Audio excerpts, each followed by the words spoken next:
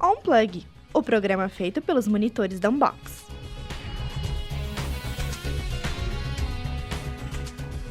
Olá pessoal, muito bom encontrar vocês mais uma vez aqui na Plug Rádio USP. Sejam todos muito bem-vindos e bem-vindas. Esta é a edição do Unplug desta sexta-feira, 7 de junho de 2024. Eu sou Estela Bellini. E eu sou a Victoria Vaz. Fiquem ligados nas notícias da semana, esportes, giro USCs e muitas dicas culturais para que vocês possam aproveitar o fim de semana. O programa Inverno Seguro tenta minimizar o impacto do frio a moradores em situações de rua em cidades do Grande ABC. Pré-bancas de TCCs do curso de jornalismo são temas do giro USCs. Você sabe como elas funcionam e para o que servem? Seleção brasileira feminina de futebol atropela a Jamaica no último amistoso antes das Olimpíadas de Paris 2024. E no Em Pauta, intolerância religiosa no ambiente corporativo e como esse tema vira um trabalho de conclusão de curso da ECRIA. Escola Livre de Cinema e Vídeo de Santo André abre inscrições para o processo seletivo do curso de formação em cinema. Fiquem com a gente, o Unplug está só começando. O jornaleiro não passou, mas viemos te salvar. Está no ar as notícias da semana. Programa Inverno Seguro, que zela pela vida dos moradores em situação de rua e vulnerabilidade na época de frio, já está em andamento em várias cidades do Grande ABC. O programa existente desde 2008 começa no mês de junho e termina só no final de setembro, distribuindo cobertores e agasalhos, além de oferecer alojamento fixo ou apenas para estações mais frias do ano. Neste ano, o programa também conta com uma equipe de abordagem social, que conversa com moradores para oferecer estadia em alojamento de forma mais humanizada e com escuta ativa. Com essa abordagem, a taxa de aceitação do auxílio é de 70%. A ação oferece abrigo, comida, banho e, em caso de problema de saúde, encaminhamento para a UPA. No caso de São Caetano do Sul, tanto os moradores em situação de rua do município quanto os flutuantes, que são aqueles que estão na cidade, mas não permanecem e costumam ir embora no mesmo dia. Com o rebranding da Gympass, Rodrigo Hilbert passa a ser o garoto propaganda para a primeira campanha da nova marca. O El Hub ex-Gympass passou por uma mudança de conceito enquanto marca. Para a campanha de reinauguração do novo conceito, o escolhido foi Hilbert, que ficou conhecido na internet, principalmente na pandemia, por fazer várias tarefas e atividades físicas no dia, sempre com a mesma dedicação a todas elas. O ator afirma que, por ser uma pessoa que tem buscado equilíbrio nos mais diferentes campos da vida, vê um enorme valor na missão da marca, que não apenas promove a saúde, mas melhora no bem-estar. Dia 19 de junho é o Dia do Cinema Brasileiro e, para comemorar, o Telecine vai fazer uma série de ações para enaltecer o cinema nacional. Serão mais de 200 filmes nacionais em destaques no catálogo, dentre famosos a independentes, clássicos a recentes. O conceito esse ano é o cinema brasileiro que ninguém tem, com um vídeo que mostra várias gírias e expressões puramente brasileiras de todo o país, nas produções audiovisuais, cantadas pelas vozes dos artistas independentes Tom Rodrigues e Edinaldo Melo Santos. No streaming, o Telecine traz em destaque a Cinelist, filmes brasileiros, inclusive com a estreia das promoções como Os Farofeiros 2, Nosso Sonho e Minha Irmã e Eu. Essa opção estará disponível no Globoplay, Prime Video Channels e plataforma de streaming das operadoras de TV paga. Já na TV, a ação fica com uma programação especial no dia 19, nos canais Premium, Action, Touch, Fun, Pipoca e Cult. Ai, que legal, eu adoro. A gente precisa mesmo realmente enaltecer, fazer coisas para enaltecer o nosso cinema, que é muito rico, mas às vezes as pessoas, por até preconceito, assim, não consomem tanto, né? Eu sou uma delas. Mas tem muita coisa boa. Sim. Eu vou te passar uma lista depois. Treinamento de incêndio libera torcedores para assistir a Champions League. Sim, você não ouviu errado. O torneio europeu faz torcedores brasileiros sofrerem com os horários dos jogos, que geralmente ocorrem à tarde, no horário do expediente. Tomando as dores para si, a patrocinadora do campeonato por 18 anos, a Heineken, decidiu planejar uma coincidência oportuna, com um treinamento de incêndio bem na hora do jogo, deixando todos assistirem as partidas nos bares durante o vídeo da campanha. O gerente de marketing da Heineken no Brasil, Lucas Pires, diz que o objetivo da marca com a ação é abraçar os torcedores mais apaixonados, destacando o compromisso da Heineken com os fanáticos por futebol e as loucuras que eles fazem para acompanhar os jogos, celebrando a paixão e dedicação dos fãs da Champions League. O treinamento de incêndio Heineken foi realizado pela agência Le Pub e o vídeo trazido pela Tropical Filmes, dirigido por Hogg. E aí, já imaginou isso rolando na sua empresa? Isso Eu ia adorar. Loucura. Ia ser bom demais, mas tinha que fazer nos Jogos da Sul-Americana. Sim. Pra eu assistir meu Coringão. Giro USCs. Vocês perguntam e a gente responde. trabalho de conclusão de curso deve ser realizado para todos os alunos que desejam se formar em um dos cursos da ICRIA. E isso você já sabia, né? Mas e quanto às pré-bancas do TCC? Você sabe sobre elas? Chamamos a Ana Júlia Chagas aqui, que vai nos contar mais detalhes sobre esse tema. Seja bem-vinda, Ana Ju! Obrigada, Esté e Vicky. As pré-bancas de TCC são uma apresentação inicial dos alunos do 7º semestre sobre o projeto que será desenvolvido no TCC no último semestre. As pré-bancas do curso de jornalismo começaram ontem aqui na universidade e terminam hoje à noite. Para abordar o tema, convidamos o professor da USCS, Roberto Araújo. Seja bem-vindo, professor. Oi, Ana Júlia. Boa tarde, Vicky. Boa tarde a você aí que está nos ouvindo. Obrigado pelo convite, né? E estou à disposição aí para esclarecer o funcionamento aí das nossas pré-bancas aí de TCC em jornalismo. Então, professor, primeiro, né, como funcionam as pré-bancas para os jornalistas em específico e qual o processo que os alunos percorrem até a apresentação? O curso de jornalismo, no 7º semestre, os alunos, na disciplina que eu toco com eles, né, planejamento de TCC, eles fazem o planejamento do projeto que eles querem realizar como trabalho de conclusão de curso, né? Que são trabalhos que pode girar em torno de um áudio, de um vídeo, uma reportagem multimídia, um livro-reportagem, um plano de comunicação, um plano de assessoria, ou mesmo uma monografia na área de jornalismo. Então, no 7º semestre, sob a minha orientação, os alunos, individualmente, se for monografia, ou em grupo, se for projeto prático, eles desenvolvem o planejamento, né? Fazem as pesquisas e estruturam o projeto que eles vão executar com a orientação de um professor ou de uma professora da área que eles escolheram no 8º semestre. E, professor, qual a vantagem para os alunos terem essa primeira avaliação? O bom desse sistema adotado no curso de jornalismo é que os alunos têm a oportunidade, no 7º semestre,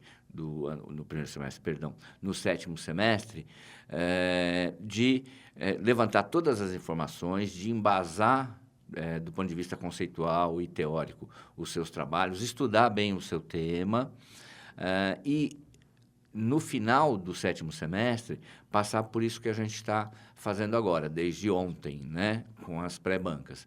Eles submetem o seu trabalho, os seus trabalhos para mim, eu repasso para as bancas, e para as bancas avaliarem e darem um feedback para eles sobre como eles planejaram esse projeto. A banca é formada por 3 professores, né? Além de mim, mais 2 professores.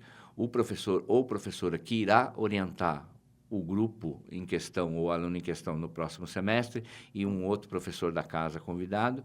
E esses professores avaliam o projeto que eles receberam dos alunos e dão um feedback, né? Comentam, criticam, elogiam, fazem observações, dão sugestões de entrevistados, sugestões de bibliografia, sugestões até de mudança de um enfoque ou de outro. Então, é um processo muito enriquecedor para o aluno. E muitos dos projetos dos alunos de jornalismo desse semestre estão voltados para a produção de podcasts. Na sua opinião, essa é uma tendência para os próximos anos? Na verdade, essa opção revela um pouco o que aconteceu nos últimos anos no mercado de consumo da comunicação, né?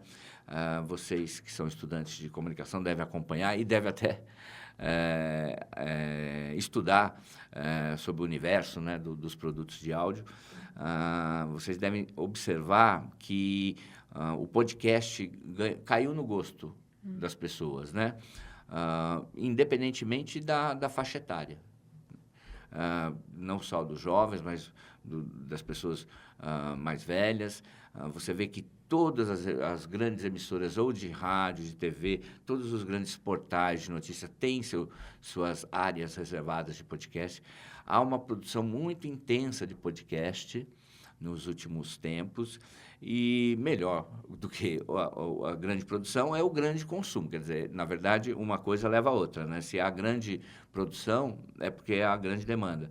E os números Eu não estou agora com o número preciso aqui, né, na minha mão, mas em torno de 35% da população adulta, né, jovens e as pessoas mais velhas, em torno de 30% das pessoas dizem consumir podcasts, tá? De uma forma ou de outra, de um estilo ou de outro. Então, é um formato que caiu no gosto popular.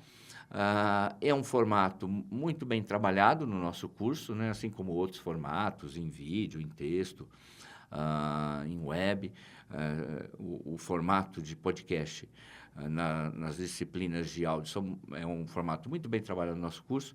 E os nossos alunos, atentos a esse movimento do mercado por demanda de podcast e também como consumidores de podcast, acabam enveredando por esse lado, o que eu acho bem interessante. E como funciona a orientação da escolha do tema do projeto para os alunos? Existem algumas recomendações? A escolha do tema talvez seja um momento mais sensível.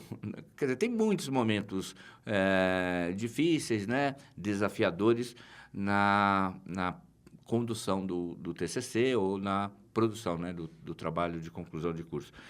Mas a escolha do tema, para alguns, é muito difícil, né? E a gente, no início do 7º semestre, com alguns alunos, com alguns grupos, a gente sofre um pouquinho para chegar no tema que eles gostariam, porque às vezes o aluno tem um desejo de abordar determinados assuntos, mas esses assuntos têm que ser abordados sobre uma ótica, ou uma angulação, um enfoque que possa trazer alguma coisa de diferente, alguma novidade, algum conhecimento para o público-alvo, né?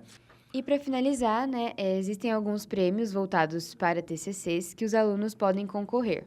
Na pré-banca, já é possível orientar os alunos em relação a isso? Na verdade, o que a gente faz é o seguinte: a gente não tem como, previamente, antes da entrega do trabalho ou da apresentação na banca final, no final do 8º semestre, saber quais são aqueles trabalhos que têm um potencial de concorrer aos prêmios que tem no mercado, né? Como, por exemplo, só para ficar num dos mais importantes dentro da formação na área de comunicação, o prêmio da ExpoCom, né, ou da Intercom.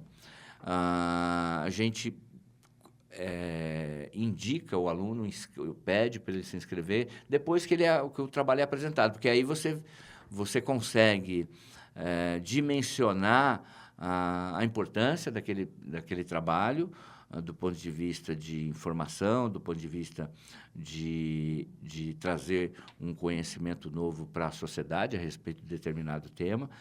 Você também tem condições de avaliar tecnicamente como ele foi produzido. Então, quando eles apresentam, aí a gente já indica, poxa, esse seu trabalho é um trabalho digno de ser apresentado e ser inscrito no ExpoCom. Então, e a gente, obviamente, o curso ajuda o aluno a se inscrever nessas premiações como o ExpoCom, Intercom, que eu falei. Legal, então, muito obrigada, professor Roberto Araújo, pela sua participação e pelas suas informações. Obrigado você, Ana Júlia, obrigado aí pelo convite. Como a gente ainda tem hoje, sexta-feira, de bancas, né? Quem tiver oportunidade, é só passar na sala 108, se eu não me engano, a sala 108 tem lá as apresentações dos projetos de hoje, né? Ontem já tivemos 3, hoje teremos 4 projetos sendo apresentados para as bancas. Muito obrigada. Volto com vocês no estúdio. Agradecemos a Ana Ju. E você, tem alguma dúvida ou sugestão? Escreva para nós por meio das caixinhas colocadas no story do Instagram da ECRIA, sempre às terças e quintas. Bora lá, participe! Se liga que agora é a hora dos esportes. As meninas do futebol brasileiro já estão mirando Paris com confiança total. A seleção brasileira feminina de futebol disputou o último amistoso antes da convocação final para os Jogos Olímpicos de Paris. E mais uma vez, a equipe comandada pelo técnico Arthur Elias deixou o gramado celebrando uma vitória. Em novo duelo contra a Jamaica, desta vez na Arena Fonte Nova, em Salvador, na Bahia, o time verde e amarelo repetiu 4-0 do final de semana. Debinha ainda no primeiro tempo abriu o placar. Na etapa complementar, Jennifer marcou 2 gols e a Rainha Marta completou o marcador para a festa total da torcida. Este foi o 10º compromisso disputado pela Seleção Brasileira Feminina em 2024. No total, somando Copa Ouro, She Believes Cup e amistosos, o Brasil acumulou 7 vitórias, 2 empates e 1 derrota. O revés ocorreu diante dos Estados Unidos na final da Copa Ouro. Nas Olimpíadas de Paris, na França, o Brasil estreia no dia 25 de julho contra a Nigéria. Depois, encara o Japão no dia 28 e encerra a participação na primeira fase diante da Espanha no dia 31. Arthur Elias vai amassar. Sim, Ele é brabo. esse ano eu espero que a gente ganhe.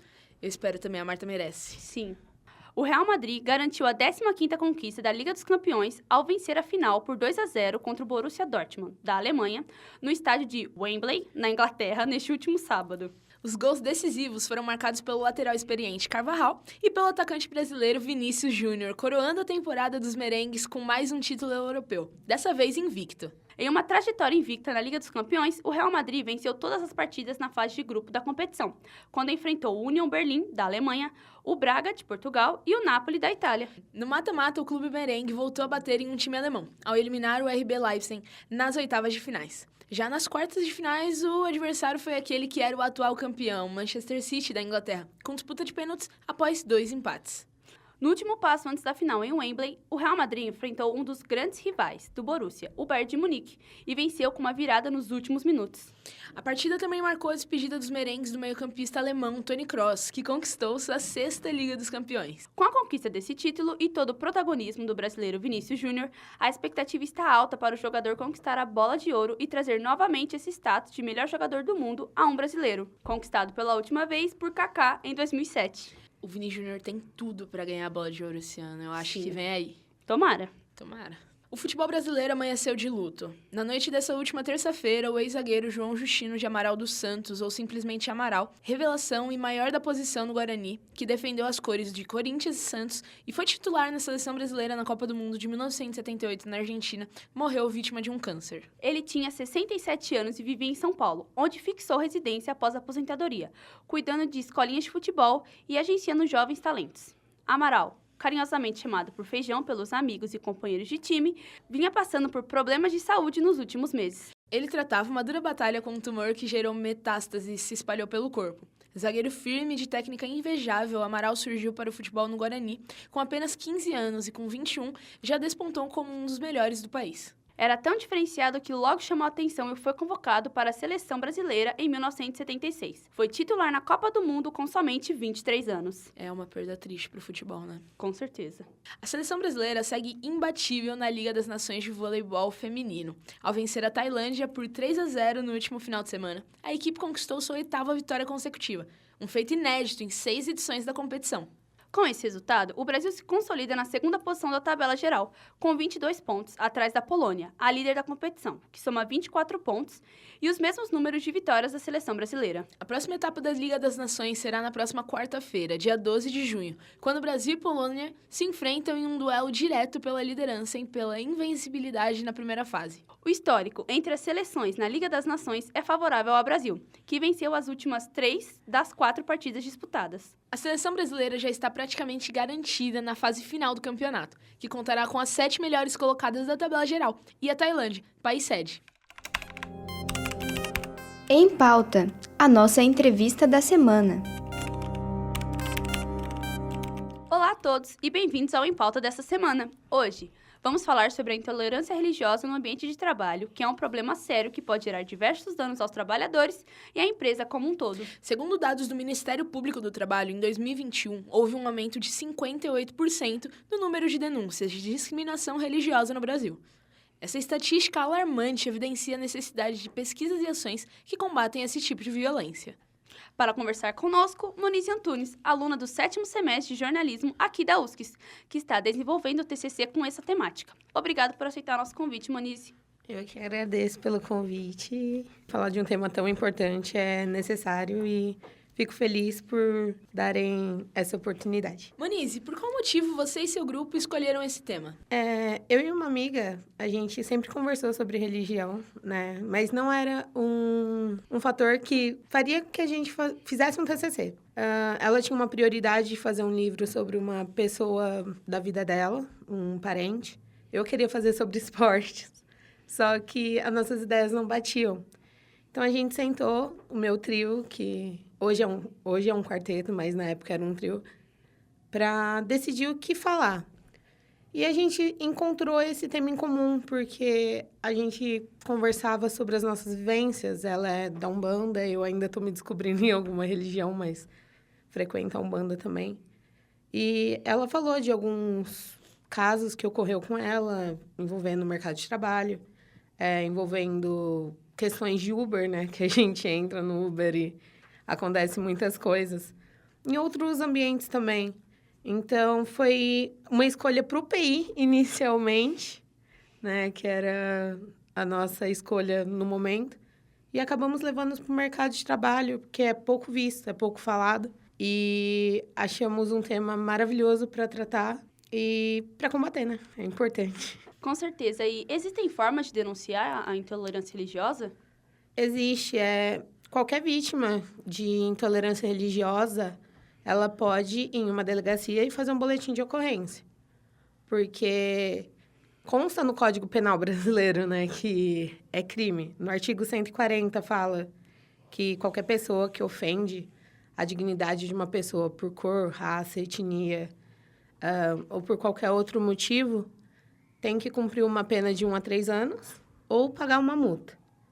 E no artigo 208 fala que qualquer pessoa que criminalizar alguém por isso, qualquer pessoa que ofender ou até tirar uma chacota na rua, ela tem que pagar uma multa ou ficar presa de 1 a 3 meses. Então, você pode ir numa delegacia denunciar, seja em público, né, que você sofreu a intolerância religiosa ou no ambiente de trabalho, que é o nosso TCC. E tem o Disque 100, para as pessoas que não querem se expor. O Disque 100, ele é uma plataforma voltada aos direitos humanos, que não é só para intolerância religiosa. E é um ambiente super sigiloso, eles não expõem as pessoas. Então, é 24 horas, 7 dias na semana. Então, se você passar por um momento de intolerância religiosa, você pode estar ligando. E se você não quiser se expor, ali também é um local seguro. Ô, Monize, e você falou que as pessoas estão sujeitas, né, a sofrer intolerância religiosa, por exemplo, no Uber. Vocês estão estudando sobre o ambiente de trabalho. Existem pesquisas que falam quais são os meios que são mais comuns dessa prática acontecer? Pesquisas não, mas se você for ver pessoas, relatos, normalmente em locais públicos, principalmente rede social também, meios midiáticos, é um local que ocorre muita intolerância religiosa. Mas tem muito caso de transporte público, muitos casos de Uber, que a gente acha que, tipo, é algo surreal, mas acontece com muita frequência. Universidade, eu falo que nem tanto, tá? Porque foi uma discussão que eu tive até... Uma discussão, não. Uma conversa que eu tive com uma pessoa da sala e falei, em ambiente universitário você não vê tanto caso. Só que a gente não vê tanto caso porque a gente não vai atrás e as pessoas não denunciam ou porque realmente é um local que tem menos. Ambiente de trabalho tem muito. Muitas empresas são de cunho religioso, de família tradicional, de família religiosa. Então, se você tem um pensamento, um segmento, se você tem uma crença diferente do que eles acreditam, pode ser um ambiente muito hostil, né? Para você viver. Então, não existe pesquisas que falam onde acontece mais intolerância religiosa. Só que todo lugar é propício. Eu acho que basta pesquisar em relação às pessoas, fazer pesquisa diretamente com as pessoas, que você vê que locais públicos é onde mais ocorre. E em uma parte do seu trabalho, vocês apontaram que existe mais templos religiosos que igrejas. e escolas em todas as regiões do Brasil. O que isso nos mostra da sociedade em que vivemos hoje? Pode perceber que a sociedade, ela procura se curar ou procura ter um entendimento, um conhecimento mais voltado à religiosidade do que um conhecimento geral. Temos um caso, eu não lembro a cidade, mas que pessoas deixavam de fazer tratamento oncológico voltado a câncer, que eu havia comentado também, e procuravam igrejas para se tratar. Só que sabemos que tratamento com câncer não é na igreja que você precisa ir. Em qualquer lugar que a gente vá, em qualquer cidade, a gente vê... Se você for num bairro, você não acha menos de 2 igrejas, sendo ou igreja, terreiro, ou qualquer outro lugar religioso. Então, são números bem expressivos, são números bem gritantes, que causam até estranheza, dependendo do ponto de vista, né? Muita gente, tem pesquisas que falam que pessoas com ansiedade, depressão, buscam mais a religião para ter um acolhimento do que centros de psiquiatria ou de psicólogos e tudo mais. E é preocupante. A igreja, ela pode ser um local acolhedor, só que ela não vai curar, sabe? Ela não é um local de cura de doença ou qualquer outra coisa. Ô Moniz, e como vocês pretendem pesquisar e se aprofundar nessa temática, já que o Brasil tem diversas religiões e geralmente essa intolerância também pode ser camuflada? A gente pesquisa muito em livros, né? Tem bastante livros sobre intolerância religiosa. A grande maioria a gente acha livros referentes à intolerância contra a matriz africana. Só que possuem a gente tem dados, né? Da Unesco, dados do censo, que é onde a gente tirou, inclusive, as questões das igrejas e das escolas. Então, a gente pretende pesquisar em artigos. Estamos atrás, né, de muitos artigos e conseguimos achar alguns. Livros, filmes que relatam e que falam sobre. Porque é uma temática muito difícil. Conversando com os professores e tudo mais, conversando com a nossa orientadora, né, a Lília, são casos difíceis de achar. São pessoas que elas não querem falar, elas não querem perder o emprego, elas não querem se expor. Então, a nossa pesquisa é mais voltada a artigos, voltado a livros, filmes e principalmente procurar pessoas, mas não expor. Né? Não expor elas, não falar nome, não falar onde trabalha, mas conseguir denunciar e contar a história de alguma forma para outras pessoas terem, infelizmente falar isso, eu acho que é meio dolorido, mas terem como inspiração para conseguir denunciar. Às vezes não diretamente em um boletim de ocorrência ou no Disque 100, e sim contando para outra pessoa. E Moniz, e onde a gente pode encontrar mais informações do trabalho que vocês estão desenvolvendo? Olha, o nosso trabalho, como está em processo ainda, temos só a parte acadêmica que entregamos para o professor Bob, mas o nosso livro, no final do ano, vai estar em plataformas, terá livro físico também, para quem quiser. Vai ser um projeto muito difícil de fazer, mas é necessário. As informações, como eu falei, ainda não tem como passar, porque a gente está na parte acadêmica, processo de pesquisa de campo e tudo mais. Mas, com certeza, eu passo para vocês quando estiver tudo pronto, estiver na plataforma, para vocês terem acesso. Vai ser um trabalho muito bonito e eu espero que as pessoas leiam, porque, assim, como diz uma jornalista e escritora, Daniela Arbex, ela fala que se você não conta uma história, é como se essa história nunca tivesse existido, né? Ela fala, eu conto histórias de crimes que ocorreram, de denúncias que ocorreram, porque se você não conta uma história, é como se ela nunca tivesse existido. Então, a nossa meta é essa, é contar histórias de pessoas que sofreram com intolerância religiosa dentro do mercado de trabalho e que querem denunciar de alguma forma, mesmo que seja anônima. Então, vai ser um livro bem pesado de ser lido, sendo bem sincera, porque está sendo bem difícil ouvir os relatos. E vamos transmitir da mesma forma para vocês, de forma mais clara possível e com o maior sentimento possível para vocês conseguirem sentir o que a gente também sente ao escrever e ao ter esses relatos. Então, assim que estiver pronto, eu mando para vocês. A gente fica no aguardo. Com certeza. Muito obrigada, Moniz Antunes, por participar do Em Pauta. Eu que agradeço. Obrigada. Obrigada. Cultura. Se liga na dica.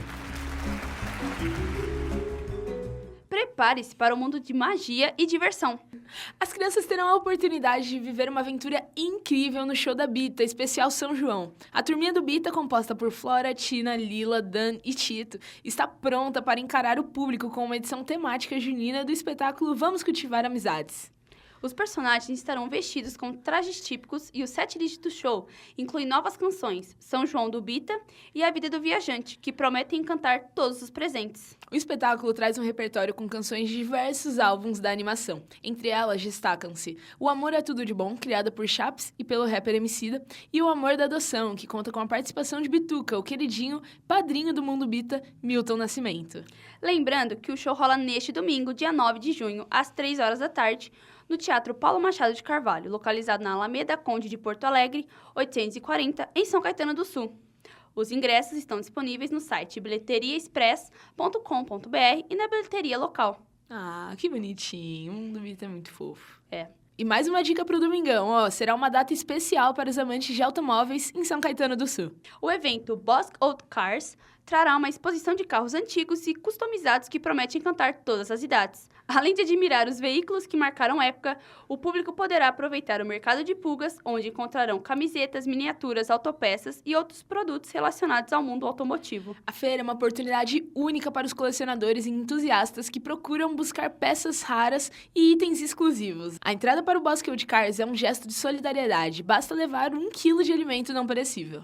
O evento rola no Bosque do Povo, localizado na Estrada das Lágrimas 320, no bairro São José, das 8 horas da manhã às 4 horas da tarde. Então, marque na agenda e prepare-se para um domingo de muita nostalgia, cultura e diversão no Bosque do Povo. Pra quem curte essas coisas, esses eventos são um prato de mão cheia, né? Sim, eu acho muito legal. É. Sucesso dos anos 2000, vencedor de 3 Grammys e o último romântico, o cantor de pop e R&B, Neil Young, resolveu estender a passagem dele por terras brasileiras. Antes da apresentação, no dia 22 de setembro, no Rock in Rio, o artista desembarca em São Paulo para show solo no dia 19. Dono dos hits Soul Sick, Sex Love e Mix Independent, primeiro show de Niu no Brasil aconteceu ano passado no Festival The Town, em São Paulo, e foi um sucesso. A apresentação faz parte da Champagne Rose Tour e acontecerá no Espaço Unimed. Os ingressos variam entre R$ 180 e R$ 930 e podem ser adquiridos através dos sites eventim.com.br ou livepass.com.br, com taxas, ou através da bilheteria oficial da própria casa de shows, localizada na rua Tajipuru, 795, Barra Funda, São Paulo, e é sem taxas. Ó, que legal. É uma boa oportunidade. Sim, eu assisti ano passado, só que no Globoplay, né? A Escola Livre de Cinema e Vídeo de Santo André está com inscrições abertas para o processo seletivo do curso de formação em cinema. O curso tem duração de 3 anos, com aulas de segunda a sexta, das 7h30 às 10 da noite. A grade curricular conta com aulas práticas e técnicas de documentário, história do cinema, roteiro, direção de fotografia e arte, captação de som direto, desenho de som, montagem, edição e produção. E olha que legal, além da formação em cinema, a Escola Livre de Cinema e Vídeo de Santo André oferece cursos de curta duração, oficinas, workshops e exibições de filmes de forma gratuita. Para participar do processo seletivo, é necessário ter mais de 18 anos. As aulas começam no dia 6 de agosto e ocorrem na Avenida Industrial, número 1740, no bairro Campestre. O Unplug fica por aqui. Obrigado pela companhia. Eu sou Estela Benini e desejo um ótimo final de semana para vocês. E eu sou a Victoria Vaz e desejo uma ótima sexta e um excelente final de semana. Esperamos vocês sempre às sextas, às 5 da tarde. Estamos no Spotify e também no canal do YouTube da nossa rádio. Tchau, tchau. Tchau. Termina aqui mais uma edição da Unplug.